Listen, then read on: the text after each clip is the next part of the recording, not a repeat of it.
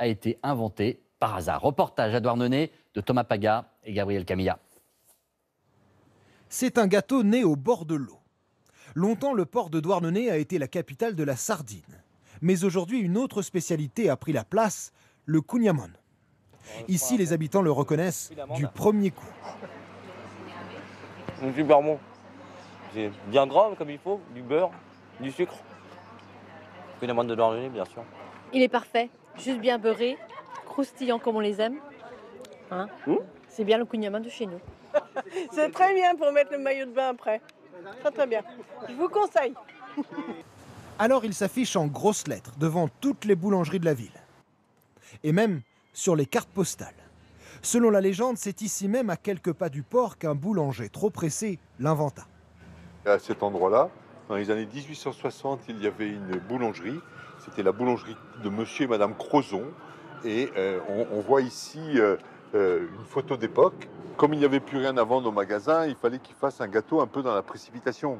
Pour ça a été un gâteau qui était très vite fait. Il avait la pâte, il avait le beurre, il avait le sucre, il a mis la pâte, il a mis son beurre dessus, il a fait des pliages comme dans la pâte feuilletée. Et voilà comment est né le kouign-amann. Ça fait 30 ans qu'Alain Lebert forme les apprentis boulangers de Douarnenez à la pâtisserie locale. Aujourd'hui, ce passionné de tradition culinaire exerce toujours, mais depuis son jardin sur la côte. Sans aucun doute, le plus beau fournil du monde. Pour un kouign-amann réussi, tout commence avec une pâte à pain, à laquelle il faut incorporer beaucoup de beurre et ne pas lésiner sur le sucre. Mais il faut savoir qu'il y a des gâteaux qui sont faits, qui contiennent beaucoup plus de beurre et beaucoup plus de sucre. Si vous faites des gâteaux au chocolat, des moelleux au chocolat, des fondants au chocolat avec du beurre, avec de la crème, avec des œufs, c'est encore pire. Donc pour vous, c'est pas si gras que ça? C'est diététique. Il lui suffit de passer 45 minutes au four. À la sortie, il doit être dur à l'extérieur, fondant à l'intérieur.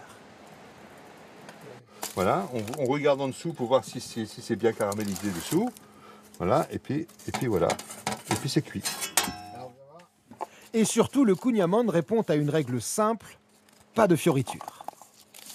Je comprends très bien qu'on puisse inventer des gâteaux innovés, mais dans ces conditions, c'est plus du kouign-amann. Kouign-amann, gâteau au beurre. C'est pas marqué gâteau aux bananes ou gâteau aux ananas, c'est pas pareil. Dans cette boulangerie du centre-ville, on en fabrique près d'une centaine par jour, tous préparés à la main. Il faut dire que Thierry Lucas s'adresse à une clientèle exigeante, la diaspora bretonne. Tous les Bretons qui sont expatriés en France et au-delà de la France en raffolent. Ah oui, Ouais. c'est surtout des Bretons ailleurs. Essentiellement, ouais. Alors depuis cette petite cuisine, les kouign-amann partent à Paris, à Marseille et même jusqu'en Australie. Le kouign-amann voyage très bien, il supporte très bien les variations de température, il ne se casse pas vu qu'il est dur avec le caramel. C'est un gâteau qui risque rien. Ici, comptez 16 € le gâteau pour 8 personnes. Le reste est entre vous et votre diététicien. Pas comme on dit, le grâce à la vie. Ou pour le dire plus simplement, On s'en fout, on est en vacances. aujourd'hui on trouve des kouign-amann dans les boulangeries du monde entier. Mais ne comptez sur personne à Douarnenez pour vous en parler. Et bon appétit, c'est la fin.